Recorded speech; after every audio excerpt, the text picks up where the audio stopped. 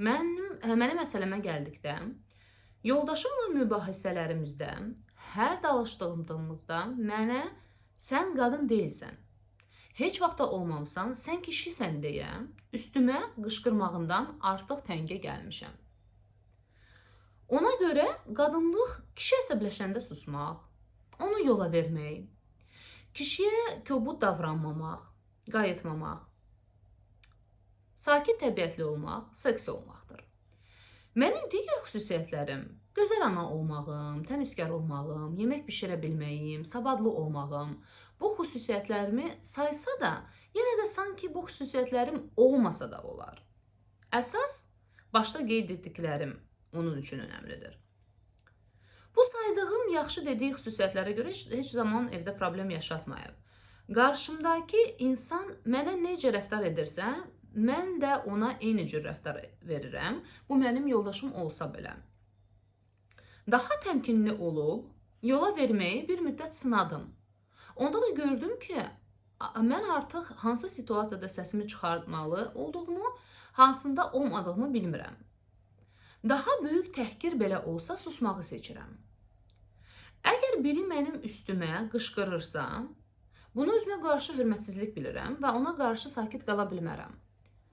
Mən indiki yaşıma qədər bir uşağıma qarşı səbirli, sakit, sevimli davranmışam. Bunu etmək mənə yük kimi gəlmir, içimdən gəlmir. İçimdən gəlir, edirəm. Evlilikdə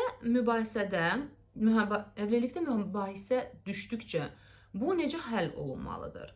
Mütləq ki, qadın tərəf susan tərəf olur. Hörmətlə. Məncə bu dəqiqə ən azından bizim ölkədə məncə bu çox tipik situasiyadır. Çox qadın özünü tanıyacaq. Təşəkkür edirəm dürüst məktubunuz üçün. Sizin təsvir etdiyiniz əslində, yəni mənim gördüyümə görə, necə deyim, yəni tipik biraz Azərbaycan kişisi davranışıdır. Hardakı biz alışmışıq axı qadın hardakı susur, öz yerini bilir. Kişi isə istədiyi kimi davrana bilir. Burada açar söz istədiyi kimi davrana bilər. Necə ki, yəni bura indi sizin situasiyasında deyil, amma ümumiyyətlə bilirsiniz də, yəni aldatmaq belə daxildir. Kişi də eləyər. Düzdür, yəni bizim kişilərimiz bir növ elə mühitdə böyüyür ki, mən istədiyimi edə bilərəm. Qadın isə o varlıqdır. Hansı ki, buna tab gətirməlidir, dözməlidir. Onun da rolu budur. Yəni, bu da ki, sizin yoldaşınızı qorumaq üçün bunu demirəm, heç bir kişini. Ümumiyyətlə, daxili dünyada nə baş verir deyə anlamağa çalışıram. Sadəcə şuurlu yaşamağa çalışan insan və həyatındakı qurduğu münasibətin, qadının dəyərini bilməyi öyrənmək istəyən insan, şuurlu olaraq öyrənmək istəyən insan bu tip davranışlardan çıxa bilir. Necə ki, baxın, siz özünüz çox gözəl qeyd etdiniz ki, mən uşağım var, amma mənim içimdən gəlir. Mən istəyirəm onunla xoş davranmaq, onu sevirəm, onun qayğısına qalmaq, onu incitməmək. Bu sizin şuurlu seçiminizdir uşağınıza qarşı. Sizin yoldaşınız isə bu şuurlu seçimi hələ ki etməyib. Burada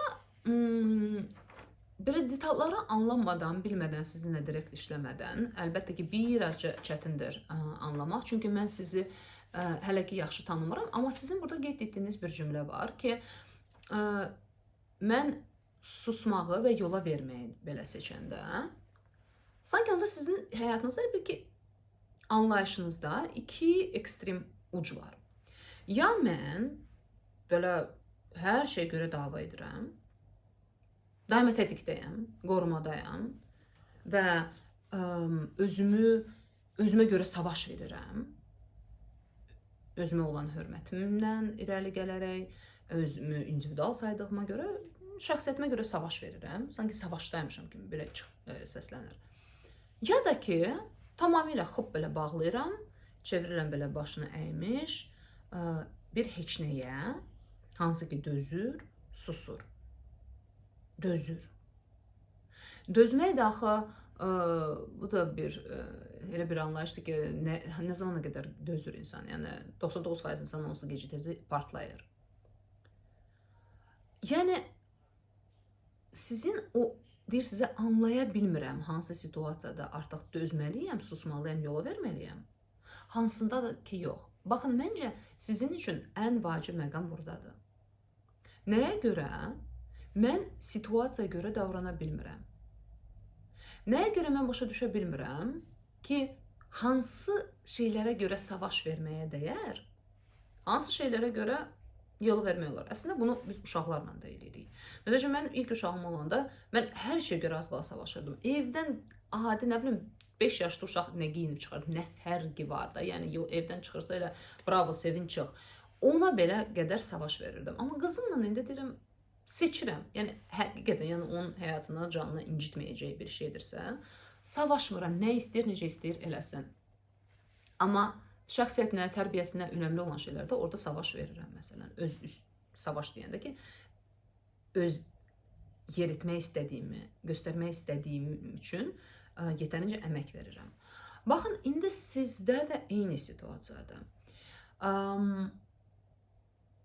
Siz məncə emosional olaraq bəlkə də hisslərinizlə yaxşı kontaktda deyilsiniz. Ona görə heç bir insan, siz yerdən göyə qədər haqlısınız, üzərinə qışqırılmağı sevmir. Çünki mənim üzərimə kimsə qışqırırsa, səsini qaldırırsa, özünə bu haqqı verirsə, avtomatik olaraq mənim də içimdə canavar oyanır, hansı ki, o da hop eləmək istəyir. O siz dediniz ki, necə mənə davranırlar, mən də elə davranmaq istəyirəm. Yəni, özünü, sərhədini qorumaq istəyir, siz də bunu etməyə çalışırsınız. Amma mən yenə də sizin ailə içi situasiyanızı bilmirəm. Bilmirəm nə qədər tez-tez bu baş verir.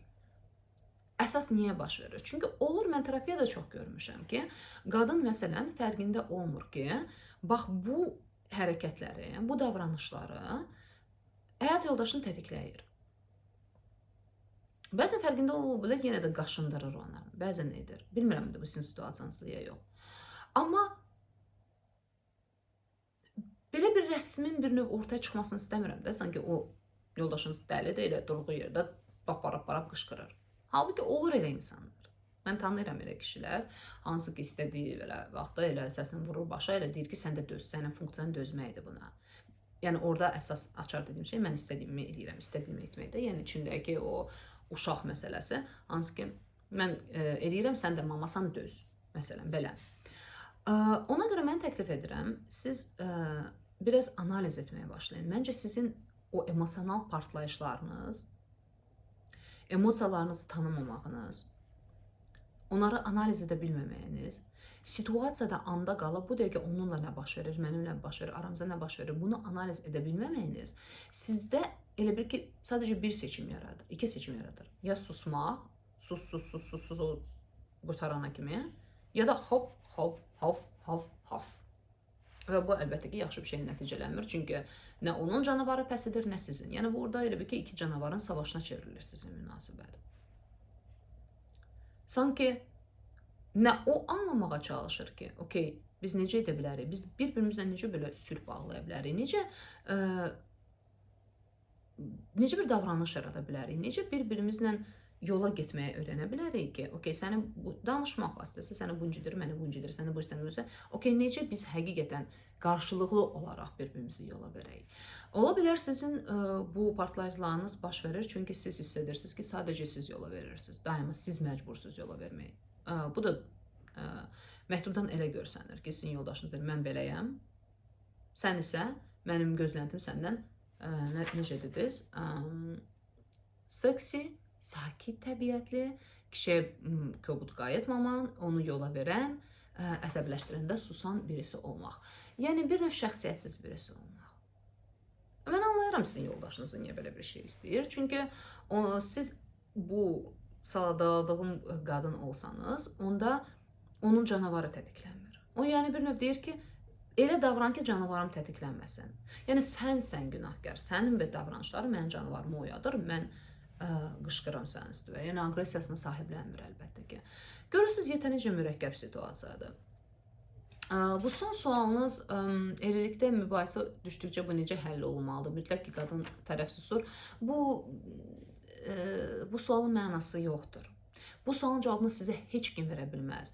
Və Bu tip sualların ətrafında çox gözəl, yəni marketinq, yəni kurslar da, vebinarlar da düzəldilir. Çünki bütün insanlar, hətta bir-iki dənə kanal da YouTube, Instagramda qarşıma çıxmışdı, hardakı dəhşət çox insan bir-birinə göndərir o videoları. Belə deyəndə belə cavab verin, belə deyəndə belə cavab verin. Bu çox absurd bir şeydir. Çünki bilirsiniz, necə ki sizin zaten iki seçim arasında yaşayan bir qadınsınız. Ya savaşda olmaq, ya da tamamilə qapanıb susmaq, yox olmaq. Ona görə siz instruksiya istəyirsiniz. Siz əgər öz hisslərinizi, emosional dünyanızı tanımağa başlasanız, onda başa düşəcəksiniz ki, hər situasiya, hər gün o qədər içində faktor tutur ki, siz o faktorları nəzərə almadan başa düşə bilmərsiniz mübahisəli situasiyada necə davranmaq lazımdır. Məsələn, bu mübahisə hansı gün baş verir? Niyə baş verir? Ondan qabaq nə baş verirdi? Siz nə haldaydınız? O nə haldaydı? O mu tətiklədi? Siz mi tətiklədiniz? Səbəblər nədir? Yəni görürsünüz, ən azı 8 dənə şey sadaladım. Hansın ki, insan beynində tez analiz edir, özü üçün başa düşür və ona görə situasiya uyğun davranır ki, burada yola versəm yaxşıdır. Nəsə görəm ki, belə, al yaxşı deyil. Başqa situasiyalarda okey, səsimi çıxarda bilərəm. Və onda bir növ biraz tarazlanır münasibət. Harada ki, siz daima özünüzü havlamış kimi hiss etmirsiniz, o da sizi daimi havlayan kimi görmür. Bir növ demək istədiyim odur ki, əgər mənim anlayışımda bu belədir. Əgər mən bir insanla münasibətdəyimsəm və ailəmi saxlamağa qərarlıyamsa, ki, mən bunda tərəfdarıyam, mən onda öz həyatımda, bu insan həyatında yüngülləşdirməyin yollarını tapmalıyam. Çünki münasibətdə qalmaq, amma bu tip partlayışlar daima yaşamaq, yəni gündəlik cəhənnəmdə olmaq deməkdir. Özünü təhqir olmuş daima hiss eləməkdir. Və bu çətinliyi sadəcə siz yaşamırsınız. Əminəm ki, yoldaşınızla da çətindir sizinlə. Çünki o da sanki özünü qurban kimi hiss edir ki, mənim qadınım istədiyim kimi qadın deyil, mən belə bir qadın istəyirəm, o isə nə edir? Hə? Yəni, əgər sizin münasibətdə oturaq, danışaq, anlayaq, bir-birimizi görək, bir yol tapaq kimi variant yoxdursa, yəni qarşı tərəf sizi dinləmək istəməyəcəksə, onda özünüzü analiz edərək, hərəkətlərinizi analiz edərək, anlamağa çalışın ən azı ki, adətən tipik olaraq hansı situasiyalarda bu insanın səsi qalxır, niyə qalxır, sizin rolunuz olurmu, olmurmu? Yəni, həqiqətən durduğu yerdən mi qalır? Bu dəqiqə bunu sizi günahlandırmaq üçün demirəm. Sadəcə olaraq, yəni, iki insan arasında bir şey baş verirsə, insan anlamalıdır onun payına nə düşür. Onu anlayanda biz çox böyük rahatlıq tapırıq. Biz başa düşürük nə etmək lazımdır. Nə edirik ki, bu situasiya olur. İndi nə etmək lazımdır? Və bunu etmək istəyirik ya istəmirik. Əks halda biz öz rolumuzu münaqişələrdə görməyəndə birdən şeylə gəlir ki, mən haqlıyam. Bu da dəli qışqırır, məni təhqir edir. Üzr istəyirəm, yəni sizin yoldaşınıza demirəm. Ümumiyyətlə deyirəm. İndi də mən qurbanam. O da o tərəfdə oturur ki, mən necə qurbanam ki, mənə belə bir arvad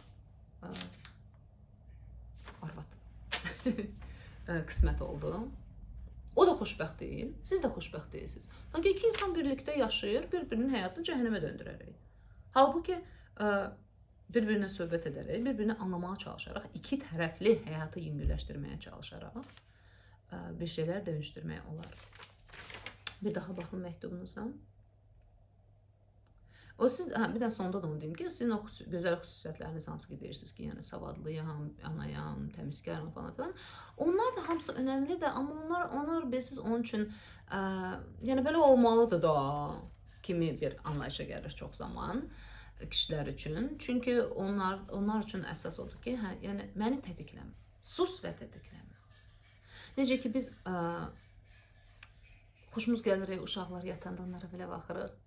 Ya da yaxşı davrananda, gəlib bizi öpüb qucaqlayanda, sakit oturanda, amma başlayanda, yəni öz şəxsiyyətlərini göstərməyə, danışmağa, qışqırmağa tələb eləyəndə deyir, başımızı götürüb qaçmaq istəyirik, biz də səsimizi qaldırmaq istəyirik, qışqırmaq istəyirik. Yəni, yenə də bu dəqiqə yoldaşınızın hərəkətlərini, etdiklərini, sizə həssas qaldırmasını, yəni ağa çıxartmaq istəmirəm. amma anlamağa çalışırıq da. Yəni ki, bu nə baş verəndə biz anlamalıyıq. Ona görə də məsələn uşaqla da münasibətdə biz özümüzü tanıyaraqdan hərəkət edirik ki, başa düşürük ki, uşaqla bu baş verir, mən bu baş verirəm. O bir növ münasibətdə ən azından, yəni biri ağıllıdırsa, daha ağıllıdırsa, yəni siz də məktubunuzdan da görsənir ki, yəni özünüzü anlamağa çalışırsınız, məni də izləyirsiniz, prosesləri tanımağa çalışırsınız. O bir növ daha çox məsuliyyət ailə içi münasibətdə daha ağıllı olan tərəfə düşür. Yəni sizə düşür. Düşünürəm ki, yoldaşınız yəqin ki, əlaqəsi belə yoxdur bu mövzularla. Ona görə bu daxili dinamikanızı, strukturanızı anlamaq bir növ sizin boynunuza düşür və anlayaraqdan situasiyalarda bəzi dəyişikliklər etməyə çalışmaq olar. Belə bugünlük demək istədiyim bu qədərdir. Əlbəttə ki, daha detal işləmək istəsəniz, burada seanslar eləmək lazımdır. Mən sizinlə gəlin həftə görüşəcəm. Bugünü sağ olun.